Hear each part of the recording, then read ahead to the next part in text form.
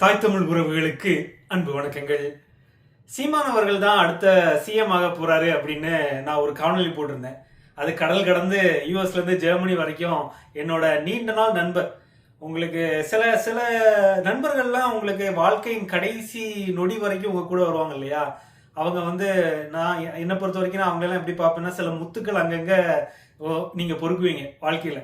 அந்த முத்துக்களை உங்க கூடயே சேமிச்சு வைக்கணும்னு நினைப்பீங்க வாழ்க்கை முழுக்க. அந்த மாதிரி சில நண்பர்கள் தான் உங்களுக்கு இருப்பாங்க. அந்த மாதிரி ஒரு நண்பர் அவர் எனக்கு. ரொம்ப ஹைலி இன்டெலிஜென்ட். ஒரு பெரிய மல்டிநேஷனல் கார்பரேஷனில் ஒரு தொழில்நுட்ப பிரிவில் இருக்கிறாரு ஜெர்மனியில். நாங்கள் பெங்களூரில் நான் வேலை பார்த்துட்டு இருந்த நேரத்தில் கிட்டத்தட்ட 3-4 வருஷம் ஒன்றா இருந்திருக்கோம். ஒரே ரூமில் இருந்திருக்கோம். ஒன்றா சுற்றி இருக்கோம். அவங்க வீட்டுக்கு நான் போயிருக்கேன், என் வீட்டுக்கு அவர் வந்திருக்காரு, கல்யாணத்துக்கு வந்திருக்காரு. அப்படி சொல்லி வாழ்க்கையில் நாங்கள் பகிர்ந்துக்கிட்ட நாட்கள், ஒன்றா ட்ராவல் பண்ணியிருக்கோம். நிறைய விஷயங்கள், அதாவது ஒரே ரூம், ஒரே படுக்கையில் படுத்திருக்கோம், ஒரே தட்டில் சாப்பிட்ருக்கோம். அந்த மாதிரி ரொம்ப நெருங்கிய நண்பர். ஆனால் ரொம்ப சென்சிபிளான ஒரு பர்சன். ஆரம்ப கட்ட காலத்தில் அவர் சீமான் அவர்களை இந்த மாதிரி ஒரு பியூர் ஃபோர்ஸாக வந்திருக்கிறதுனால பாராட்டி ஆதரிச்சிட்டு இருந்தவர். சமீப காலமாக எனக்கு இந்த மாதிரி ஒரு சீமான் அவர்களை விமர்சித்து வரக்கூடிய ரீல்ஸ், அதுக்கப்புறம் மீம்ஸ் அதெல்லாம் எனக்கு அனுப்ப ஆரம்பிச்சாரு. எனக்கு கொஞ்சம் சந்தேகமா இருந்துச்சு, ஏன் இந்த மாதிரி எனக்கு தொடர்ச்சி அனுப்பிட்டு இருக்காரு அப்படின்னு கேட்டா, அப்பதான் அவர் என்னுடைய சேனலை ஃபாலோ பண்றாரு, நான் சொல்ற கருத்துக்கள்லாம் கேட்கிறாரு. அப்போ இப்போ அவர் சீமானை ஆதரிக்கிற மனநிலையில இருந்து வெளியே வந்துட்டாரு அப்படிங்கிறத எனக்கு சொன்னார். அப்போ சும்மா இந்த டிரான்ஸ்ஃபார்ம்ல ஏறி நிக்க ஒருத்தன் அதே மாதிரி ஒரு ஆகாவலியோ ஒரு லிச்சாவோ சொல்லியிருந்தா நம்ம அதை பத்தி கவலைப்பட்டிருக்க மாட்டோம். இல்ல ஆண்குறி பெண்குறிகள்லாம் குறித்து கருத்து பகுதியில கருத்து பதிவிடுறாங்க இல்லையா, அதில் யாராவது ஒருத்தர் கேட்டிருந்தா கூட எனக்கு அதை போய் கேட்கணுமா, அவங்கள்ட்ட காது கொடுத்து விமர்சனங்களை கேட்கணுமான்ற எண்ணம் எனக்கு ஏற்பட்டிருக்காது. ஆனா இவரை நான் ரொம்பவும் நம்பிக்கை வைத்திருக்கக்கூடிய எனக்கு மிகவும் நெருக்கமான ஒரு நண்பர். அவர் இந்த கருத்து சொல்லும் போது எனக்கு காது கொடுத்து கேட்கணும்னு தோணுச்சு. ஏன் நீங்க இப்படி சீமான் அவர்களோட ஆதரவு மனப்பான்மையில எப்படி விலகுனீங்க, எதனால விலகுனீங்க, எனக்கு ஒரு 3 காரணங்கள் சொல்லுங்க அப்படின்னு சொல்லி கேட்டிருந்தேன். அவர் சொன்ன 3 காரணங்கள். முதல்ல, சீமான் அவர்கள் பெரியார் அவர்களை விமர்சிக்கிறத அவர் முற்றிலுமா எதிர்க்கிறார். ஏன்னா அவர் பெரியார் அவர்களை ஒரு கடவுள் மறுப்பாளராகவும் ஒரு சாதிய ஏற்றத்தாழ்வை எதிர்த்து போராடினவராக மட்டும் பார்க்கல, அவரை ஒரு பொலிட்டிக்கல் மூவ்மெண்ட் ஆஃப் தமிழ்நாடு அப்படிங்கிற மாதிரி அவர் கோட் பண்றாரு. நீ அவரோட தனிப்பட்ட விமர்சனத்துக்கு போகாம பெரியாருங்கிற அடையாளத்தை வச்சு தமிழ்நாடு பொலிட்டிக்கலா கெயின் பண்ண விஷயங்கள் அவர் என்னென்னு அவர் அதை பட்டியலிடலை. ஆனா பெரியார் அவர்களை ஒரு அரசியல் மாற்றத்துக்கான அடையாளமா பாக்குறாரு, ஒரு பொலிட்டிக்கல் மூவ்மெண்ட்டுக்கான சிம்பாலிசமா பாக்குறாரு. அதை எதிர்க்கிறதுனால அவரால் சீமான் அவர்களை ஏற்றுக்க முடியல. அந்த இடத்துல அவர் முதல்ல முரண்படுறாரு. அதே மாதிரி அவர் அந்த இடத்துல என்ன பாக்குறாரு அப்படின்னா, பேஸ்லெஸ்ஸா விமர்சிக்கிறாரு பெரியார் அப்படின்னு சொல்றாரு. பேஸ்லெஸ் இந்த சென்ஸ், அவர் ஒரு இந்த மொழி கொள்கையில சீமான் அவர்கள் பெரியார் அவர்களை விமர்சிக்கிறது எந்த புள்ளியில இருந்துங்கிறத அவர் தெளிவா சொல்றாரு. நமக்கு இதுல சரி, இந்த விமர்சனத்தை நம்ம எப்படி அணுகலாம் அப்படின்னா, சீமான் அவர்கள் ஆரம்ப கட்ட காலத்துல பெரியார் என் தலைவர் அல்ல, பெரியார் ஒரு ஒன் ஆஃப் த வழிகாட்டியா நாங்க ஏத்துக்கிறோம் அப்படின்னு தான் பிரபாகரன் தான் தலைவர், பெரியார் ஒரு வழிகாட்டியா நாங்க ஏத்துப்போம், தலைவனா என் இனத்தவனையும் என் ரத்தவனையும் தான் நான் ஏத்துக்க முடியும் அப்படிங்கிற மாதிரி தான் அவரு சொல்றாரு. முதல்ல இருந்தே அப்படிதான் சொல்லி வர்றாரு. அதுக்கு அடுத்த கட்டமா ஒரு கட்டத்துல பெரியார் அவர்களை கடுமையா விமர்சிக்க ஆரம்பிக்கிறாரு. என்னை பொறுத்த வரைக்கும் இந்த மாற்றத்துக்கு உண்டான காரணத்தை நான் எப்படி பாக்குறேன் அப்படின்னா, முதல்ல ஒரு அரசியல் கட்சியை கட்டி எழுப்பும் போது அந்த கட்சிக்கு உண்டான ஒரு கோர் வாக்கு வங்கியை உருவாக்கணும். அதுதான் அந்த கட்சிக்கு முதல் வேலை. அதுக்கு ஐடியாலஜிக்கல் ஓட் பேங்கை கிரியேட் பண்ணணும். நீங்க தொடர்ச்சி ஐடியாலஜிக்கல் ஓட் பேங்க் கிரியேட் பண்ணும்போது அந்த கொள்கையில மிக காட்டமான விமர்சனங்கள் எதிர்த்தரப்பினருக்கு எடுத்து வைக்க வேண்டியிருக்கும். அப்பதான் உங்களுக்கு கிரௌடு போலரைஸ் ஆகும். நீங்க எல்லாருக்கும் சாதகமான ஒரு அரசியல், எல்லாரையுமே ஒரு ஆதரிச்சு இருக்கிற தலைவர்களை எல்லாம் ஆதரிச்சு நீங்க ஒரு அரசியலை பண்ண ஆரம்பிச்சீங்க அப்படின்னா, அதுல இருக்கிற பிரச்சனை என்ன அப்படின்னா, ஏற்கனவே இருக்கிற சித்தாந்தங்கள் இருக்கிற கட்சிக்கு தான் வலு சேருமே தவிர உங்களை நோக்கி போல்ரைஸ் ஆகிற வாக்குகள் போல்ரைஸ் ஆகாது. சீமான் ஆரம்ப கட்ட காலத்திலேயே திமுக அதிமுக எதிர்ப்பா ஒரு கட்சி ஆரம்பிச்சு வரல. அவர் வந்ததே முழுக்க பாசிட்டிவான ஒரு அப்ரோச்ல வராரு. இதுக்கு முன்னாலேயே பல தமிழ் தேசிய அரசியல்வாதிகள் தலைவர்கள் அந்த அரசியலை எடுத்து தோத்துருக்காங்க. அவங்க போராடி தோத்துருக்காங்க. அவங்க ஒரு கட்டத்துல திராவிட கட்சிகள் கூட ஒரு அரசியல் காரணங்களுக்காகவும் ரொம்ப நாள் ஓட முடியலங்கிறது காரணமாகவும் மன உறுதி இழந்தது காரணமாகவும் அவருக்கு பின்னாடி இருக்கக்கூடியவங்க தொண்டர்கள் சிதைந்ததன் காரணமாக இருக்கலாம், இல்லை கட்சி சிதைந்ததன் காரணமாக இருக்கலாம், இல்லை மன உறுதி சிதைந்ததன் காரணமாக இருக்கலாம். ஏதோ ஒரு காரணத்தினால அவங்க வந்து திராவிடத்துக்கிட்ட போய் சரணடைஞ்சிட்டாங்க. தொடர்ச்சியாக இந்த தமிழ் தேசிய காலத்தில் அவங்களால நிற்க முடியல. இதுல மிகவும் மன உறுதியோட வந்துட்டு இருந்தவர் சீமான் அவர்கள். அப்போ ஆரம்ப கட்ட காலத்தில் என்ன பார்க்குறாரு, இப்போ அந்த கோர் தமிழ் தேசிய வாக்கு வங்கிகள் எல்லாம் எடுக்கிறாரு. அப்போ வந்து அவர் பேசினது ஃபுல்லாக இந்த மாதிரி போல்ரைசிங் பாலிடிக்ஸ்லாம் அவர் பேசவே இல்லை. ரொம்ப காட்டமான விமர்சனங்கள் பெரியார் மீதோ எடுத்து வைக்கவே இல்லை. எந்த கட்டத்தில் பெரியாரை விமர்சிக்க ஆரம்பிக்கிறார் அப்படின்னா, அவர் முற்றிலுமாக புறக்கணிக்கப்படுகிறார். எந்த ஒரு ஊடகங்களை நீங்க தமிழ்நாட்டில் ஊடகங்களை பொறுத்த வரைக்கும் திராவிட கழகங்களின் தாக்கம் வந்து மிகப்பெரியது. அது உங்களுக்கு எல்லாருக்கும் நிறைய கட்டத்தில் நிறைய பேர் வெளியே வந்து சொல்லியிருக்காங்க எவ்வளவு எவ்வளவு நிறைஞ்சிருப்பாங்க திராவிட கழகத்தை சார்ந்தவர்கள் அப்படின்னு மீடியாவில். அப்போ சீமான் அவர்களுக்கு இயற்கையாகவே ஒரு புறக்கணிப்பு ஏற்படுது. அவருக்கு ஒரு பெரிய வெளிச்சம் கிடைக்கல. அதே மாதிரி அவரு ஒரு கட்டத்தில் இந்த வாக்கு வராமல் இருக்கிறதுக்குண்டான காரணத்தை புரிஞ்சுக்கிறார். அவர் பெரியார் அவர்களின் வாக்கு வங்கியே பங்கு போட்டுக்கிறது வந்து திமுகவும் அதிமுகவும் தான் அந்த திராவிட மனப்பான்மையில் இருக்கக்கூடிய ஆட்கள் வந்து பங்கு போட்டுக்கிறாங்க. நீங்க அப்போ இதை நீங்க ஒரு இயக்க அரசியலா இருந்து பண்ணியிருந்தீங்க அப்படின்னா பெரியார் அவர்களை விமர்சிக்காம அப்படியே போயிருக்கலாம். ஆனா நீங்க இங்க வந்து ஒரு வாக்கு வங்கி அரசியலுக்குள்ள வர்றீங்க. வாக்கு வங்கி politics is an art of polarization. அப்போ பெரியார் அவர்களுக்கு எதிரான வாக்கு வங்கியை நீங்க உங்க வசப்படுத்தணும். இங்க தமிழ்நாட்டில் பாஜகங்கிற ஒரு கட்சி தொடர்ச்சியாக ஒரு ஒரு மதவாத அரசியலையும் ஒரு நான் செக்குலர் பாலிடிக்ஸையும் வந்து எடுத்துட்டு வருது. ஒரு ஹிந்துங்கிற பாலிடிக்ஸ், நேஷனலிசம்ங்கிற பாலிடிக்ஸ் எடுத்துட்டு வருது. அப்போ நேஷனலிசம்ங்கிற ஐடியாலஜியை பற்றி நம்ம இன்னொரு காணொலியில் பேசுவோம். அதில் நிறைய நமக்கு வந்து விமர்சனங்கள் இருக்கு. தேசியங்கிற கோட்பாடை பற்றி அதை நம்ம விரிவாக இன்னொரு காணொலி பேசுவோம். ஆனால் இந்த ஒரு மதவாத சக்தி ஆரம்பத்த காலத்துல இருந்தே சீமான் அவர்கள் சொல்லி வந்தது, பாஜக மானுட கட்சியின் மானுட குலத்தின் எதிரி, திமுக எங்கள் அரசியல் எதிரி அப்படிங்கிறதான் அவர் சொல்லிட்டு வந்தார். அப்போவே வந்து எங்களுக்குள்ள பங்காளி சண்டை, ஆனால் அதுக்காக காங்கிரஸையோ பாஜகவை உள்ள விட முடியாது அப்படிங்கிறத ஆரம்பகட்ட காலத்திலே அவர் சொல்லியிருந்தாரு. அதை வந்து அவர் அப்போ அப்படி பேசினாரு, இப்போ மாற்றி பேசினாங்கிறதெல்லாம் இல்லை. இப்போ திமுகவை ஆதரித்து பேசுறாரு, இல்லை திமுக எதிர்ப்பை வந்து டைல்யூட் பண்ணிட்டார், அப்படியெல்லாம் எதுவுமே கிடையாது.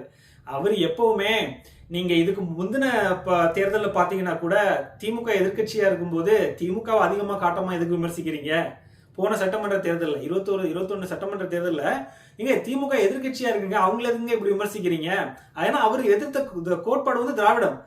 அப்ப திராவிடங்க அப்ப என்ன சொன்னாங்க, இலை மலர்ந்தால் ஈழம் மரணும்னு நீங்க சொன்னவர் தானே, வந்து நீங்க என்னதான் இருந்தாலும் சித்தப்பான்னு சொன்னவர் தானே, உங்களுக்கு அவர் தமிழருங்கிறதுனால அவர் வந்து நீங்க அவரை சப்போர்ட் பண்ணுவீங்க, அதிமுக கூட கூட்டணி போயிருவாருன்னு 21 அவர் மேல அந்த சாயம் பூசப்பட்டது. அவர் என்ன குறி வைக்கிறார் அப்படின்னா, திமுக அதிமுக பிடிக்காம நமக்கு வாக்கு வங்கி வரல, திமுகக்கு எதிராக என்ன வாக்கு வங்கி இருக்கோ அதை தனதாக்கிக்கணும்னு நினைக்கிறாரு. அவரு திமுகவை எதிர்க்கிறதுக்கு உண்டான வலுவான சக்தியை மாத்திக்கணும்னு நினைக்கிறாரு. அதிமுக அந்த வேலையை பண்றதுக்கு லாயக்கு இல்லைன்னு அவர் நினைக்கிறாரு. ஏன்னா அவங்க லாயக்கு இல்லை அப்படிங்கறத தொடர்ச்சியாக நிரூபிச்சு வந்திருக்காரு. எடப்பாடி பழனிசாமி திமுகவை எதிர்த்து தோத்து வந்திருக்காரு. இறங்கு முகத்துல இருக்குது அதிமுக, ஏறு முகத்துல இருக்குது நாம் தமிழர். அப்போ அந்த கட்டத்தில் என்ன முடிவு பண்றாரு, எதிர்கட்சி வாக்குகளை சிதைத்து நம்ம பக்கம் எடுக்கணுங்கிறது அவரோட பொலிட்டிக்கல் ஸ்ட்ராட்டஜியா இருக்கு. இது நீங்க ஒரு அறப்போர் இயக்கம் மாதிரியோ பூவுலகின் நண்பர்கள் மாதிரி ஒரு இயக்கமா இருந்தா நீங்க சொல்ற மாதிரி பெரியார் அவர்களை எல்லாம் தொடாம ஒரு ஒரு ரொம்ப ஒரு டிப்ளமேட்டிக் பாலிடிக்ஸ் பண்ணிட்டு போயிருக்கலாம். இது அப்படி இல்லை, இது அரசியல் களம். இது வந்து எனக்கு சீமான் அவர்களுக்கு இருக்க ஒரு பெரிய நெருக்கடி நான் என்ன பாக்குறேன் அப்படின்னா, அவர் வந்து கொள்கை தலைவனாகவும் அரசியல் தலைவனாகவும் இருக்கிறாரு. இப்போ நீங்க திமுகவை பாத்தீங்கன்னா அவங்க பியூர்லி மெட்டீரியல் பாலிடிக்ஸ் பண்ணுவாங்க, பிஜேபியை பாத்தீங்கன்னா அவங்களுக்கு பியூர்லி மெட்டீரியல் பாலிடிக்ஸ் பண்ணுவாங்க. அவங்களுக்கு ஐடியாலஜிக்கல் பாலிடிக்ஸ் பண்றதுக்கு ஒரு ஸ்ட்ராங்கான ஒரு விங் இருக்கு, ஆர்எஸ்எஸ் ஒரு விங் இருக்கு. டிஎம்கேக்கு ஸ்ட்ராங் ஐடியாலஜிக்கல் பாலிடிக்ஸ் பண்றதுக்கு திராவிட கழகம்னு ஒரு பொலிட்டிக்கல் விங் இருக்கு. இங்க தமிழ் தேசியத்துக்கு வந்து அந்த ஐடியாலஜிக்கல் விங்குங்கிறது அவ்வளவு ஒரு இந்த மாதிரி பேமணி அரசன் ஐயா, இந்த தமிழர் கூட்டமைப்பு அதெல்லாம் இருக்குது. ஆனா வந்து திராவிடம்ங்கிற அந்த திராவிட கழகங்கள் மிகவும் பலமா இருக்கிறதுனால இந்த தமிழ் தேசிய ஆளுமைகளை பெரிதா வளர விடல. பேமணி அரசன்னா யாருன்னு தெரியாது. சீமான் அவர்கள் எங்கேயோ வெளியே வந்ததுக்கு அப்புறம் தான் இவரு விக்டர் ஐயானா யாரு, மாஸ்டர் விக்டர்னா யாரு, பேமணி அரசன் ஐயானா யாரு, மன்னர் மன்னன்னா யாரு அப்படின்னு பல இந்த ரிசர்ச்சர்ஸ் தமிழ்ல ரிசர்ச் பண்றவங்கலாம் வெளியே தெரியறது வந்து நாம் தமிழர் கட்சி மேடையில அவங்களை அறிமுகப்படுத்தினதுக்கு அப்புறம் தான் பொது உலகக்கே தெரிய வந்து. அப்ப இதை அப்படியே மறைச்சிட்டு வந்தது இந்த ஊடகங்களும் இந்த மீடியா திராவிட கழகங்களை சார்ந்தவர்களும். அவங்க வந்து இவங்களை வெளியே தெரிய விடாம பார்த்துட்டாங்க, தமிழ் தேசியம் ஒரு கோட்பாடு எந்திரிச்சு வர விடாம பார்த்துட்டாங்க.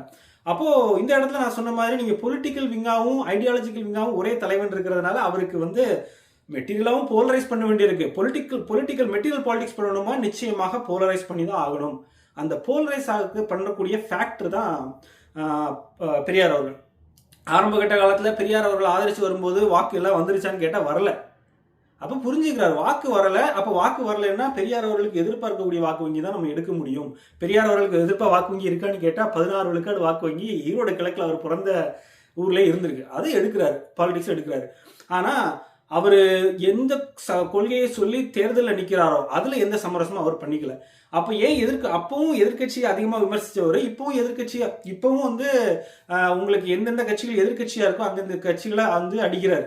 அதிமுகவாக இருந்தாலும் அடிக்கிறாரு, விஜய் இன்னொரு கட்சியாக வந்தாலும் அடிக்கிறாரு. ஏன்னா டிஎம்கேக்கு எதிராக ஒரு நான் காம்ப்ரமைசிங் ஃபோர்ஸாக நான் தான் இருக்க முடியும்னு அசர்ட் பண்ணுறாரு அவர். அதனால தான் அந்த இடத்துல தான் அவருக்கு வந்து பொலிட்டிக்கலி பெரியார் அவர்களை விமர்சிக்க வேண்டிய காரணம் வருது. என்னை பொறுத்த வரைக்கும் மனதளவில் ஐடியாலஜிக்கலாக சீமான் அவர்கள் இன்னுமே வந்து பெரியார் அவர்கள் ஏதோ ஆள் மனதில் ஒரு வெறுப்பு கொண்ட ஒரு மனிதர் கிடையாது. ஏன்னா பல மேடையில் நீங்கள் பார்க்குறீங்க, ஒவ்வொரு துணை இயக்குநர்களும் வந்து அப்படியே நெகிழ்ந்து பேசுகிறாங்க, கண்ணீர் விடுறாங்க மேடையில். அவரோட பண்புகளை பேசி, அவர் எப்படி விஜயகாந்தை பற்றி பேசி எல்லாரும் கண்ணீர் விடுவாங்களோ அதே மாதிரி சீமான் அவர்களை பற்றி பேசி சிங்கம்புலி அவர்களானாலும் சரி, வெற்றிமாறன் அவர்களானாலும் சரி, பெரிய பெரிய ஆட்கள்லாம் அவர் என்டாஸ் பண்ணும்போது நமக்கு வந்து அப்படியே அந்த மேடையில் அவங்கெல்லாம் கண்ணீர் விட்டு சிந்தும்போது அவங்களோட சீமானவரோட பர்சனல் கேரக்டரையே அவங்க பாராட்டி பேசும்போது நம்ம அதெல்லாம் காது கொடுத்து கேட்காம தாண்டி வர முடியாது. அவங்க அப்போ ஒரு நல்ல ஒரு பண்பும் அந்த மனிதன்ட்ட இருக்கு. எல்லா மனிதனுமே கான்ட்ரவர்சியானவங்க தான். எல்லா மனிதருக்குமே வந்து ஒரு குட் பேட் அக்லின்னு சொல்லுவோம் இல்லையா, அந்த மாதிரி எல்லாருக்குமே எல்லாமே இருக்கும். ஒவ்வொரு மனிதனும் அதை கடந்து வரும்போது தான் அவன் வந்து பண்பட்டு எந்த ஃபோரம்ல நிற்கிறோமோ அதுக்கு ஏற்ற மாதிரி அவங்க அந்த நேரத்தில் என்ன ஒரு உருவம் எடுக்கணுமோ அந்த மாதிரி ஒரு உருவம் தான் எடுப்பாங்க. அதுக்குன்னு சொல்லி அதுக்கு பின்னாடி அவங்க கடந்து வந்த பாதைகளெல்லாம் அப்படியே மறைக்க முடியாது. நிறைய பேர் அப்படியே மறைச்ச ஆட்கள்லாம் இருக்காங்க. ஆனால் இப்போ இந்த யுகத்தில் வந்து நம்ம அதெல்லாம் மறைக்க தேவையில்லை. அவர் வெளிப்படையாக தான் இருக்காரு. அவர் வாழ்க்கையில் நடந்த எல்லா கான்ட்ரவர்சியுமே அவர் ஃபேஸ் பண்ணிட்டு தான் இருக்காரு. அது போக கொண்ட கொள்கை, கட்சி ஆரம்பிக்கும் போது என்ன கொள்கை சொன்னாரோ அந்த கொள்கையில் இன்னை வரைக்கும் சமரசம் பண்ணாமல் இருக்காரா? திமுக அதிமுகன்ற கட்சியோட பொலிட்டிக்கல் அலையன்ஸ் கிடையாதுன்னு சொல்லியிருக்காரு, இது வரைக்கும் வச்சிருக்காரா? இல்லை. பிஜேபி காங்கிரஸோட பொலிட்டிக்கல் அலையன்ஸ் கிடையாதுன்னு சொல்லியிருக்காரு, இது வரைக்கும் வச்சிருக்காரா? இல்லை. இதுதான் உங்களுக்கு பொலிட்டிக்கல் ஃபோரம்னு வந்துட்டா, பப்ளிக் ஃபோரம்னு வந்துட்டா இது ரெண்டு தான், இது மூணு தான் பேச்சு. சரியா? இதுல என்ன சொல்லியிருக்காரு? எலக்டோரல் ஸ்ட்ராட்டஜில அவர் சொன்னதுபடி நின்றுருக்காரா? இந்த கட்சியின் கொள்கைகள் கூட சமரசம் பண்ணாம இருக்காரா? இதை தான் நம்ம பார்க்கணுமே தவிர அவர் இப்போ போலரைஸ் பண்றது பாலிடிக்ஸின் ஒரு பகுதி, அதை அப்படிதான் வந்து பண்ணி ஆகணும். இல்லைன்னா வாக்கு வங்கியை சேகரிக்க முடியாது. இல்லைன்னா அவங்க வந்து கட்சியை பொலிட்டிக்கல் பார்ட்டிக்கு மூட்டை கட்டி வச்சுட்டு ஆர்எஸ்எஸ் மாதிரியோ இல்லை திராவிட கழகங்கள் மாதிரியோ ஒரு ஐடியாலஜிக்கல் விங்கா இருந்துட்டு போக வேண்டியதான். Politics art of polarisation. வாக்கு வங்கி எடுக்கணும். வாக்கு வங்கிங்கிறது அவங்களோட சென்டிமெண்ட்ஸ், அவங்களோட ஃபீலிங்ஸை வந்து போய் கேப்சர் பண்ணணும். அப்போ ஆன்டி பெரியார் ஃபீலிங்ஸை தான் நம்ம கேப்சர் பண்ண முடியும். பெரியாரோட ஃபீலிங்ஸை கேப்சர் பண்ணுறதுக்கு ஏற்கனவே திமுகன்னு ஒரு பெரிய ஃபேக்டர் இருக்குது. அதிமுகவும் பெரியாருக்கு பாரத ரத்னா கேட்குது. அதே மாதிரி விஜய் அவர்களும் பெரியார் அவர்களும் தூக்கிட்டு வராரு. நீங்கள் சொல்கிற மாதிரி பெரியார் அவர்களும் ஒரு பெரிய மூமெண்ட்னு சொல்லி அந்த மூமெண்ட்டை வந்து மூன்றாக பிரிக்கிறதுக்கு 3 கட்சிகள் வந்துட்டு அப்போ அந்த ஆன்டி பெரியார் ஃபேக்டர்ஸ் எவ்வளோதான் இருக்குன்றதை எப்படி டெஸ்ட் பண்ணுறது? அதை சொல்லி வாக்கெடுத்தால் தானே தெரியும். இதுதான் அந்த முதல் பாயிண்ட்டுக்கு உண்டான நம்மளோட ஆர்குமெண்ட். ரெண்டாவது என்ன சொல்கிறாரு அப்படின்னா, அவர் வந்து முதல்ல ஜாதிகள் பற்றி ரொம்ப ஜாதியை ஒழிக்கணும் அப்படிலாம் பேசிட்டு இப்போ வந்து கேஸ்ட் கன்சால்டேஷனுக்கு போகிறாரு. அதில் வந்து நிறைய மாற்றி பேசுகிறாரு. வெளிப்படையாக வந்து ஜாதிகள் பேரெல்லாம் வந்து வெளியே சொல்கிறாரு. ஒவ்வொரு இடத்துலையும் கூட்டம் போட்டு ஜாதி தலைவர்கள் பேரை தான் சொல்கிறாரு அப்படிங்கிற மாதிரி ஒரு விமர்சனம் சொல்கிறார். அந்த இடத்துல அவர் ஒரு மாறுபட்ட விமர்சனம் வைக்கிறாரு. கேஸ்ட் கன்சால்டேஷன் போகிறாரு, சாதி அரசியல் பண்ணுறாரு அப்படின்னு. இங்கே இருக்கக்கூடிய திமுக அதிமுகன்ற கட்சி பண்ணுறது முழுக்க சாதி அரசியல் தான். பாஜக பண்ணுறது சாதி அரசியல் தான். இந்த ஆட்டத்துக்குள்ளே நீங்கள் வந்துட்டீங்க அப்படின்னா ஒரு சாதிய கட்டுமானம் எப்படி மாறி வந்திருக்குன்னு நம்ம பார்ப்போம். என்னை பொறுத்த வரைக்கும் சாதியை நான் எப்படி பார்க்குறேன்னா, தொழில் முறைகளில் இருந்து டிவிஷன் ஆஃப் லேபராக இருந்தது. அதாவது பல தொழில்கள், குயவர், வண்ணார், நாவிதர், மருத்துவர், அந்த மாதிரி ஒவ்வொரு தொழில்களாக இருந்தது. அவங்க எல்லாருமே ஒரு சமூகத்தில் கூடி வாழ்ந்தாங்க. ஒரு ஏற்றத்தாழ்வுங்கிறது ஆரம்பகட்ட காலத்தில் அந்த ஒவ்வொருத்தரும் அவன் தொழில். மருத்துவருங்கிறது வந்து முடி மட்டுமே வெட்டிட்டு இருந்தார், அவர் பல்லு பிடுங்கினாரு. மருத்துவச்சின்னு சொல்லும்போது அவங்க வந்து பிரசவம் பார்த்தாங்க. கிட்டத்தட்ட ஒரு ஃபங்க்ஷன் இங்கே யூஎஸ்லேயும் நான் பார்த்துருக்கேன். இங்கே இருக்கிற சில மியூசியத்துக்குலாம் நீங்கள் போனீங்க அப்படின்னா பழைய டென்டிஸ்ட் சேர்லாம் வச்சுருப்பாங்க. ஒரு ஆள் தான் முடி வெட்டி இருக்காரு, பல்லு பிடுங்கிறது டென்டிஸ்ட் சேர். அந்த பார்பர் சலூனுக்குள்ளேயே வந்து பல்லு பிடுங்கிறதுலேருந்து முடி வெட்டுறதுலேருந்து உங்களுக்கு பல வேலைகள் அந்த ஒரு சேர்ல உட்கார வச்சு நடந்திருக்காங்க. பெயின்ஃபுல்லான ப்ரொசீஜர் தான். அந்த காலத்தில் டெக்னாலஜிலாம் இல்லாதனால. இது நம்ம தமிழ்நாட்டில் மட்டும் இல்லை, எல்லா இடத்துலையும் உருவாகி வர்றது, தொழில் உருவாகி வர்றது அந்த மாதிரி தான். அதுக்கப்புறம் நம்மளை அடக்கி ஆளணுன்ற ஒரு சக்தி வெளியிருந்து வரும்போது தான் இவங்களை வந்து நம்மளை பிரிக்க வேண்டிய தேவை வருது. அந்த இடத்துல ஏற்றத்தாழ்வுங்கிற கோட்பாடு கொண்டு வர்றாங்க. முதல்ல டிவிஷன் ஆஃப் லேபரா இருந்தது, டிவிஷன் ஆஃப் லேபரர்ஸா மாத்துறாங்க. இன்னும் உடல் உழைப்பு செய்யறவங்கலாம் ஒரு கேட்டகரி, கல்வி கற்றுக் கொடுக்கவங்கலாம் ஒரு கேட்டகரி, இந்த மாதிரி ப்ளூ காலர் ஒயிட் காலர்னு மாறுறது இல்லை. அதெல்லாம் வந்து அந்த தொழில்கள் வளர்ச்சி அடைஞ்சு வரும்போதும், மனித பரிணாமத்தின் போதும், அந்த தொழில்கள் பரிணாமத்தின் போதும், அதுக்குண்டான தேவைகள் வரும்போதும், ஒர்க்கர் பீஸ் தேவைப்படும் போதும், ஒரு அடக்கி ஆளணுங்கிற ஒரு பவர் ஹையரார்கி வரும்போதும் ஏற்றத்தாழ்வுகள் படிநிலை சமூகங்களா மாறுது. அதுக்கு சில காரணங்கள் இருக்கு. அது வரலாற்று ரீதியா அது பெரிய டிஸ்கஷன். அதை நம்ம தொடர்ந்து பேசுவோம். யார் பண்ணாங்க என்ன ஏதுங்கிறதெல்லாம் தொடர்ந்து பேசுவோம். அது வந்து வரலாற்று ரீதியாக பெரிய டிஸ்கஷன். ஆனால் இப்படி தான் மாறி வந்திருக்குன்றதா நம்மளோட புரிதல். முதல்ல டிவிஷன் ஆஃப் லேபர்ஸாக இருந்தது, இப்போ டிவிஷன் ஆஃப் லேபர்ஸ். நான் இந்த இடத்த கடந்து போகிறேன், அது எனக்கு இந்த இடத்துல ஆர்குமெண்ட் இல்லைன்னு நினைக்காதீங்க. இது வந்து பெரிய காணொலியாக போட வேண்டாங்கிறதுனால தான் அந்த இடத்த மட்டும் நம்ம தனியாக ஒரு டிஸ்கஷனில் வச்சுக்கலாம். அதுக்கும் நிறைய பதில்கள் நம்மளுக்கிட்ட இருக்குது, ஆர்குமெண்ட் இருக்குது. ஆனால் அந்த படிநிலை சமூகங்களாக மாறினதுக்கு அப்புறம் தான் இந்த ஏற்றத்தாழ்வுகள் வருது. இப்போ நம்ம அதை எப்படி உடைக்கிறோம் அப்படின்னா, சரி இப்போ அவர் என்ன பிளான் எடுக்கிறாரு அப்படின்னா, நீங்கள் இந்த பாலிடிக்ஸ் ஆர்ட் ஆஃப் போலரைசேஷன் சொன்னல, அவர் வந்து என்ன பார்க்குறாரு, நீங்கள் எங்கிட்ட டேட்டா இருக்கு, போன எலெக்ஷனில் 2021 எலெக்ஷனில் டேட்டா எடுத்து பார்த்தீங்கன்னா முழுக்க முழுக்க லிங்குஸ்டிக் மைனாரிட்டி ஃபுல்லாக திமுக தான் போட்டிருக்காங்க. அப்போ அவங்களுக்காக அரசியல் பண்ண முடியும். இவர் வந்து என்ன சொல்றாரு, நீ இன்னும் மலக்குழிகளில் போய் மனித மலை தள்ளிக்கிட்டு இருக்க, நீ அதுக்கு ஒரு மிஷினை கண்டுபிடிக்க மாட்டா, நீ என்னெல்லாமோ புரட்சி பேசிக்கிட்டு இருக்கிய அப்படின்னு கேட்குறாரு. இவ்வளவு தூரம் அவங்களுக்காக பேசினதுக்கு அப்புறமும் அருந்ததிய மக்கள் வந்து ஏதோ சீமானை இன்னுமே ஒரு பெரிய எதிரியா தான் பாக்குறாங்க. அந்த இடஒதுக்கீடுல ஒரு நியாயமான இடத்த தான் அவர் சொல்றாரு. ப்ரையாரிட்டி அவர் தரவுகளோடு எடுத்து வைக்கிறாரு. ப்ரையாரிட்டி ரிசர்வேஷனால பறையார் சமூகத்திற்கும் தேவேந்திர குல வேளாளர் சமூகத்துக்கும் கிடைக்க வேண்டிய இடங்கள் வந்து அப்படியே அந்த SC ஏங்கிற கேட்டகரியில ப்ரையாரிட்டி ரிசர்வேஷன் அவங்களுக்கு போதும் ஒரு நியாயமான கோரிக்கை. அவங்களுக்கு போக வேண்டியதான், இல்லைன்னு நம்ம சொல்லல. உள்ளொதுக்கீடு கொடுக்க வேண்டியதான், அவங்க வந்து முன்னேறி வர வேண்டிய சமூகம் தான், இல்லைன்னா நம்ம சொல்லவே இல்லை. ஆனா அந்த இடத்துல என்ன சொல்றாரு அப்படின்னா, தரவுகளை எடுத்து வச்சு காட்டுறாரு. ஏன் ஒரு யூனிவர்சிட்டியிலையோ இல்லை எந்த ஒரு காலேஜ்லையோ அந்த ரிசர்வேஷன்ல வந்து நீங்க அந்த தரவுகளை எல்லாம் பார்க்காம நீங்க வெளிப்படையா கேஸ்ட் பாலிடிக்ஸ் அப்படின்னு சொல்றீங்க. அப்போ பாதிக்கப்பட்ட சமூகங்களுக்காக யார் பேசுவா? திமுக பேசல, அதிமுக பேசல. அப்போ நீங்க ஒரு சமூகம் பாதிக்கப்பட்டிருக்குன்னு அந்த சமூகத்தின் பேரை சொல்லாம எப்படி சொல்ல முடியும் பொது மேடைகள்ல உங்களுக்கு? அப்போ அந்த போலரைஸ் பண்ணி அவர் அந்தந்த இஷ்யூஸை கையில் எடுக்கிறார். அப்போ எந்த மக்களுக்காக பேச பட்டியல் வெளியேற்றத்தில் வேணும் அப்படின்னு சொல்லி தேவேந்திர குல மக்கள் கேட்குறாங்க அப்படின்னா அவங்க பேரை சொல்லாம மோடி வந்து சொல்லிட்டு போறாரு தேவேந்திரன் நரேந்திரன்னு. நீங்க சமூகங்களோட பேரை சொல்றதே ஜாதி அரசியல்னு எப்படி நீங்க சொல்றீங்க? அதுதான் நமக்கு புரியல. அதாவது என்னை பொறுத்த வரைக்கும் சாதி ஏற்றத்தாழ்வு தான் தப்பு. சாதி ஏற்றத்தாழ்வு மனநிலை. நீங்க நான் இங்க இருந்து நம்ம இவ்வளவு பேசுறோம்ல, ஊருக்கு போனா நமக்கே அந்த ஒரு ஒரு ஒரு சின்ன ஒரு இது மாதிரி ஒரு தாண்மை ஒரு போதை மாதிரி வரும். ஏன்னா அங்க போன உடனே அந்த என்வரான்மெண்ட் அப்படியே மாறுது. அங்க வந்து ஏற்கனவே அந்த அங்க இருக்கிற அட்மாஸ்பியர்லயே அது இருக்கும். நீங்க போனாலே தெரிஞ்சிடும் ஒவ்வொருத்தங்களோட பழகுறது ஊருக்குள்ள தெருவுக்குள்ள. ஏன்னா நான் பார்த்துருக்கேன், எங்க ஊர்ல வந்து நான் வளரும் போது எங்க தெரு பேர் வந்து வெள்ளாளர் மேலத்தெரு, அதுக்கு பக்கத்துல வெள்ளாளர் கீழே தெருன்னு இருக்கும். அதுக்கப்புறம் அந்த மாதிரி சாலியர் தெருன்னு இருக்கும், வாணியர் தெருன்னு இருக்கும். அந்த மாதிரி ஒவ்வொரு சாதி பேர்ல தான் தெருவை இன்னுமே இருக்கு. எப்படி நீங்க கன்னியாகுமரி நாகர்கோவில் எல்லாம் அங்க வந்து நீங்க பேர் வந்து மாத்தி வச்சிட்டதுனாலயோ இங்க இன்னுமே இப்போ போஸ்டல் அட்ரஸ்லயே வெள்ளாளர்கே மேல தெரு அப்படிதான் ஜாதி பேரோட தான் இருக்கு. இது என்ன திராவிட கழகங்கள் வந்துச்சு, என்ன நீங்க பெரியார் என்ன அந்த இதை தெருவில் இருக்கிற ஜாதி பேர்லாம் எடுத்துட்டாரு அப்படிங்கறதெல்லாம் எனக்கு இன்னும் புரியல. என் தெருவு இன்னுமே ஜாதிய பேர்ல தான் இருக்கு. ஆனா எங்களுக்குள்ள அந்த அளவுக்கு நாங்க அடிச்சுட்டு மோதிக்கலாம் இல்ல. கல்வி செழுமைப்படுத்திருக்கு கன்னியாகுமரி மாவட்டத்தில். கல்வி தான். நீ வந்து ஒருத்தரை தாழ்த்தி பார்க்கக்கூடாது, ஒரு அறத்தை கற்பிக்கிறது வந்து பாடத்துல இருந்தா வரணும், கல்வியில இருந்தா வரணும். அதை நீ திரையரங்குல படம் எடுத்தோ இல்ல ஒரு வளர்ந்த மனிதன்கிட்ட போய் போதிச்செல்லாம் பேச முடியாது. அது அடிப்படையில இப்ப நான் கல்வி இப்ப இதை சொன்னவரே வந்து கல்யாணம் அரேஞ்ச் மேரேஜ் தான் பண்ணாரு. இந்த என்ற சொன்னார்ல அந்த நண்பர், அரேஞ்ச் மேரேஜ் தான் பண்ணாரு. ஒரே கேஸ்ட்ல பண்ணியிருக்காரா இல்லையான்றது எனக்கு தெரியாது, அவர்கிட்ட கேட்கணும். அது எதனாலங்கிறத நான் அவர்கிட்ட தனியா டிஸ்கஷன் பண்ணிக்கிறேன்.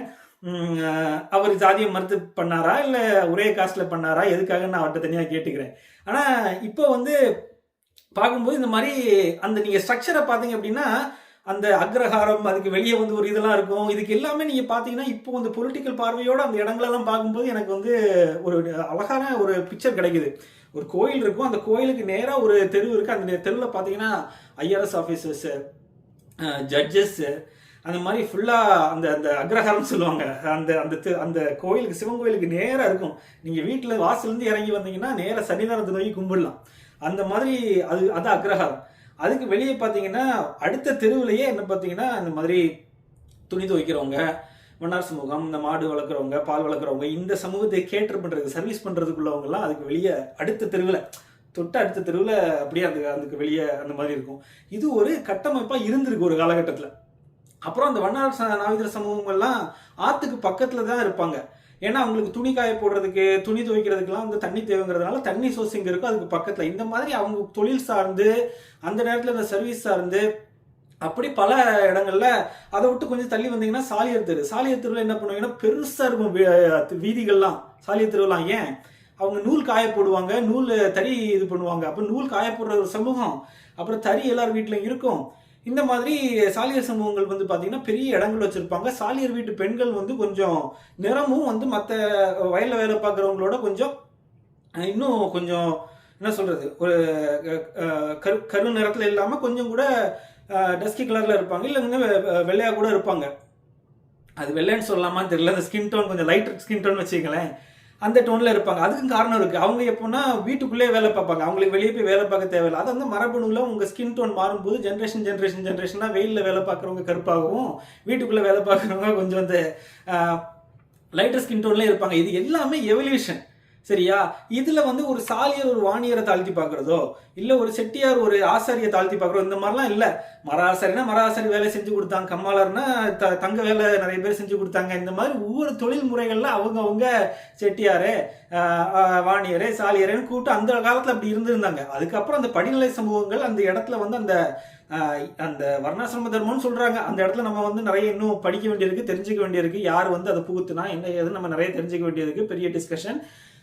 அதன்படி நீங்க டிவிஷன் ஆஃப் லேபர்ஸ்னு மாறினதுக்கு அப்புறம் தான் உங்களுக்கு இந்த ஜாதி ஏற்றத்தாழ்வு வருது, உங்களுக்கு வந்து சப்ரஸ் பண்ணப்படுறான். விவசாயியெல்லாம் கொண்டாட வேண்டிய வந்து விவசாயியை தாழ்த்தி வச்சவங்க வந்து இன்னும் அந்த எந்த சமூகம் ஆளணும்னு நினைக்குதோ அந்த சமூகம் தான் அவங்களுக்கு உண்டான உழைப்பாளிகள். அந்த பண்ணையார் மனப்பான்மையில வந்து அந்த உழைப்பாளிகளை தாழ்த்து நினைத்தது, உணவுக்கு அவனை சார்ந்து இருக்கணும்னு நினைச்சது. இந்த இடத்துல திராவிட கழகங்கள் பெரிய புரட்சி பண்ணியிருக்கு, கம்யூனிசமும் பெரிய புரட்சி பண்ணியிருக்கு. பண்ணையார்கள்ட்ட இருந்து உங்களோட அந்த சங்கிலியை உடைச்சி விட்டது, அது வந்து அது வந்து ஒரு பெரிய மூமெண்ட். அதுதான் அவர் குறிப்பிடுறாரு. அந்த பண்ணையார்கள்ட்ட உணவு தேவைக்காகவும் உன்னோட குடியிருக்கிற குடிசைக்காகவும் உடனே குடிசை கொளுத்திடுவாங்க. அப்பெல்லாம் அப்படின்னா உனக்கு இருக்கிறதுக்கு இடம் கிடையாது, சாப்பிட்றதுக்கு உணவு கிடையாது, எல்லாத்துக்குமே நீ அந்த பண்ணையாரை தான் சார்ந்து இருக்கணுங்கும் போது அந்த இடத்துல இருந்து உடச்சி திராவிட கழகங்களும் கம்யூனிஸ்ட் பார்ட்டிஸும் வந்து நிறைய புரட்சி பண்ணியிருக்காங்க, உடச்சி எடுத்து வந்திருக்காங்க. அதுக்குண்டான போராட்டங்கள்லாம் நம்ம நிறைய பார்த்துருக்கோம், விடுதலை படம்லாம் அதான் பேசிச்சு. ஸோ இந்த மாதிரி இது எல்லாமே ஐடியாலஜி, இது எல்லாமே ஐடியாலஜிக்கல் பாலிடிக்ஸ். ஆனால் நீங்கள் மெட்டீரியல் பாலிடிக்ஸ்னு வந்துட்டீங்கன்னா நாம் தமிழர் கட்சிக்கு ஒரு லிமிடேஷன் இருக்குது. இங்கே தமிழ் தேசிய ஒரு கொள்கையை அவங்க தான் பேச வேண்டியிருக்கு, தமிழர்னா யாருன்னே இவர் தான் வந்து டிஃபைன் பண்ண வேண்டியிருக்கு. ஏன்னா இதுதான் ஆரம்பத்தில் இருக்கிற $1 மில்லியன் கொஸ்டின் அவர் மேலே வச்சது, யார் தமிழர்ன்ற கேள்வி தான். அப்போ அவர் வந்து அதை சொல்ல வேண்டியது இருக்குது. இங்கே வந்து நீங்கள் நாயுடுன்னு பேர் சொல்கிறதுனாலையோ, வெள்ளாள கவுண்டர்னு பேர் சொல்கிறதுனாலையோ, தேவேந்திர குலம்னு பேர் சொல்கிறதுனாலையோ, இவங்கெல்லாம் இருக்காங்கன்னு தெரிஞ்சாதானே இவங்கெல்லாம் இவர் ஓட்டு வங்கியா மாற்ற முடியும். இவங்க பேர் எடுத்து சொல்லணுமே. இவங்க எல்லாம் ஒரு கண்ணுக்கு தெரியாத பூச்சிகள் அங்கங்கே வாழ்ந்துட்டு இருக்காங்களே. இங்கே திராவிட கட்சிகள் யாராவது வந்து இவங்க இந்த மாதிரி மக்கள்லாம் இருக்காங்கன்றதை வெளியெடுத்து சொல்லியிருக்காங்களா? என்ன முக்குலத்தோர்னு பேசுவாங்க, பெருமையா வன்னியர்னு பேசிப்பாங்க, வெள்ளாள கவுண்டர்னு பேசிப்பாங்க. ஆனால் யாராவது ஒரு பரதராஜகுல மீனவர்களையோ இல்லை வந்து ஆண்டி பண்டாரங்களையோ இந்த மாதிரி ஏதாவது ஒரு சின்ன சின்ன சமூகங்கள் ஒவ்வொரு ஊர்லேயும் இருக்காங்கல்ல, அந்த அதுவும் ஒரு சமூகம். அவங்களும் இந்த தொழில் பார்த்தாங்க, அவங்க வந்து ஒவ்வொரு காலகட்டத்தில் அவங்களுக்கு உண்டான அருமை பெருமைகள் எல்லாம். பாண்டே அவர் வந்து சொல்லலையா மேடையில், நம்ம பிள்ளைங்க நீங்கள் வந்து ஒரு காதலிச்சதுக்கு அப்புறம் அதுக்கப்புறம் போய் நீங்கள் அவங்கள்ட்ட சண்டை போடுறது வந்து ஒரு பிரயோஜனமும் கிடையாது, சொல்லி வளர்க்கணும், யார் என்னன்னு சொல்லி வளர்க்கணும் அப்படின்றத பாண்டே பேசினார் மேடையில். இதுதான் பாண்டையோட தரம், புரியுதா உங்களுக்கு?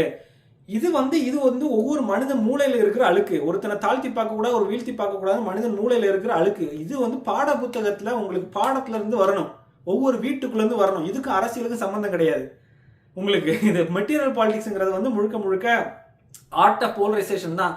இப்போ யாருக்கு வாக்கு வங்கி போடுறாங்கன்னு போன எலெக்ஷன் டேட்டா எடுத்து பார்க்கணும். அதில் வந்து இந்த கட்சிகளுக்கு போகாத வாக்கை நம்ம எடுக்கணும். இதுக்கு என்ன வேலை உண்டோ அதை பண்ணணும். Pure and pure strategies, pure and pure strategy. அதுக்குண்டான வேலைகளை தான் அவர் இந்த இடத்துல பண்ணுறாரு. கேஸ்ட்டை வந்து கன்சாலிடேட் பண்ணுறதுக்குண்டான காரணம் முழுக்க முழுக்க ஓட் பேங்க் பாலிடிக்ஸ். இதுதான் வந்து மெட்டீரியல் பாலிடிக்ஸில் அந்த 2000 பாயிண்ட்டுக்கு நம்ம சொல்லக்கூடிய விமர்சனம். மூணாவது வந்து ஒரு தனிப்பட்ட விமர்சனத்தை எடுத்து வைக்கிறாரு விஜயலட்சுமி. அது வந்து அவர் சொல்றது வந்து அவர் பேரை சீமானவர்கள் பேரையே முன்னாடி சீமானு சொல்லிட்டு இருந்தது, இப்போ சாமான்னு தான் சொல்றாரு. அதுவே வந்து நமக்கு அந்த தனிப்பட்ட விமர்சனத்திலே வந்து நமக்கு அவர் கூட என்னால் சண்டைலாம் போட முடியாது. ஸோ அவர் சாமான்னு சொன்னா சரி சொல்லிட்டு போடும், நம்ம சீமானவர்கள் அண்ணன் சீமானவர்கள் சொல்றாங்க தான்.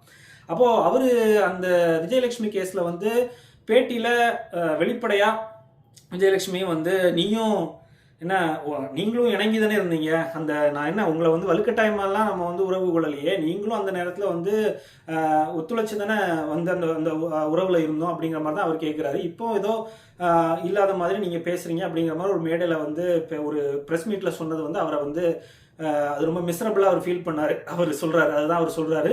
அது வந்து ஒரு தலைவனுக்காக அளவு இல்லை அப்படிங்கிற மாதிரிலாம் அவர் பார்க்குறாரு. அந்த விஜயலட்சுமி கேஸை வச்சு அன்கண்டிஷனலாக மன்னிப்பு கேட்டுட்டாரு சீமான் அவர்கள்ட்ட அப்படிங்கிறது, சீமான் விஜயலட்சுமி மன்னிப்பு கேட்டதாக அவர் நம்புறாரு. இது வெளிப்படையாக எங்கேயும் வரல, அவர்கிட்ட தரவு இருந்தா என் தரவுன்னு சொல்லி என்கிட்ட எதுவுமே கொடுக்கல. இதெல்லாம் இந்த 3 காரணங்களை அவர் சொல்றாரு. விஜயலட்சுமி கேஸ், அதே மாதிரி கேஷ் கன்சால்டேஷன், அப்புறம் ஆன்டி பெரியார் பிளாங்க் எடுத்து பெரியார் அகாடமியை விமர்சிக்கிற இந்த 3 காரணங்கள்னாலையும் அவர் வந்து சீமான் அவர்களை ஆதரவு நிலைப்பாடுல இருந்து விலை வந்துட்டு தான் பேசுறாரு. இப்போ விலை வந்துட்டாரு, இப்போ யார் ஆதரிக்கிறாரு, எதுக்காக ஆதரிக்கிறான்னு கேட்டா விஜய் ஆதரிக்கிறேன்றாரு. எதனால விஜய் ஆதரிக்கிறீங்க, அதுக்கு ஒரு 3 பாயிண்ட் சொல்லுங்கன்னு கேட்டேன். 3 பாயிண்ட்லாம் என்கிட்ட இல்லை. புதுசா ஒரு ஆள் வராரு, திமுகவை எதிர்க்கிறதுக்கு அவருக்கு வந்து அவர் ஒரு ஹார்ட் ஒர்க்கர் நம்புறாரு. அதாவது பாலிடிக்ஸ் தெரியலங்கிறத ஒத்துக்கிறாரு, ஆனால் ஹார்ட் ஒர்க்கர் நம்புறாரு. ஏன்னா சினிமாவில் சாதிச்சிருக்காரு, வந்து கற்றுக்குவார். சீமான் அவர்கள் வெலை போயிட்டாருங்கிறத ஒரு தரவு இல்லாமல் அவரே சொல்கிறார், வெலை போயிட்டாரு, டிஎம்கேட்ட வெலை போயிட்டாருங்கிறத அவர் நம்புறாரு, ஏதோ ஒரு காரணத்துக்காக நம்புறாரு. விஜய் வந்து அதிகமாக விமர்சிக்கிறது ஒரு டெஸ்பரேஷனில், ஒரு இயலாமையில விமர்சிக்கிறத அவர் கருதுறாரு. அதே மாதிரி சீமான் அவர்களால் திமுகவை வலுவாக எதிர்க்க முடியாது, இனிமேல் நீ போக போக பார்ப்ப எதிர்க்க முடியாதுங்கிறத அவர் எடுத்து வைக்கிறாரு. ஒவ்வொரு மேடையிலையும் வலுவாக தான் அந்த விமர்சனத்தை எடுத்து வச்சுக்கிட்டு இருக்காரு.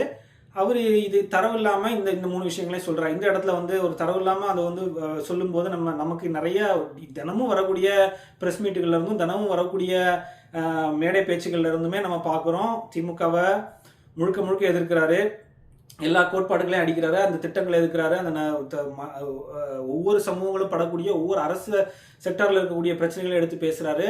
திமுகவின் அனைத்து அரசியல் செயல்பாடுகளையும், திமுகவின் கோட்பாடு, திராவிடங்கிற கோட்பாடு ஏவாவிலிருந்து சேகர்பாபுலேருந்து ஸ்டாலின் உதயநிதியிலிருந்து எல்லாரையும் நாரகளி கிழிக்கிறாரு. இது இவங்க காலுக்கு எட்ட மாட்டேங்குது. இது இல்லை, எட்டுனாலும் அவங்க அதுக்குள்ளே ஏதோ உள்ள அரசியல் இருக்கிற மாதிரி அவங்களே கன்வின்ஸ் பண்ணிக்கிறாங்க. இது எதனால என்னன்னு நான் அந்த டிஸ்கஷனுக்குள்ளே போகலை. அவங்களும் அதுக்குண்டான தரவுகளை கொடுக்கல. தரவுகள் இதை கொடுத்து இதுதான் என்கிட்ட இருக்கிற சாலிட் ப்ரூஃப், சீமான் காசு வாங்கிட்டாரு அப்படிங்கிறதுக்கு முன்னாடி ப்ரூஃப் நமக்கு சொல்லணும்ல, அதை யாருமே தரது தயாரா இல்லை. காசு வாங்கிட்டாரு, விஜய் விமர்சிக்கிறதுனாலே காசு வாங்கிட்டாங்கிற ஐடியாலஜிக்கு அவங்களே கன்வின்ஸ் பண்ணிக்கிறாங்க. இது ஒரு விஷயம். இந்த மாதிரி இந்த 3 விஷயங்கள், சீமானை எதுக்கிறதுக்கு 3 காரணம் சொன்னவரால் விஜய் ஆதரிக்கிறதுக்கு ஒரு காரணம் தான் சொல்றாரு. ஏன்னா ஃப்ரெஷ்ஷாக வர்றாராம், அது மட்டும்தான் காரணம், வேற எதுவும் காரணம் இல்லை. நீங்களே சிந்தித்து பாருங்க, கருத்துக்களை பதிவிடுங்க. வாழ்க வளத்துடன்.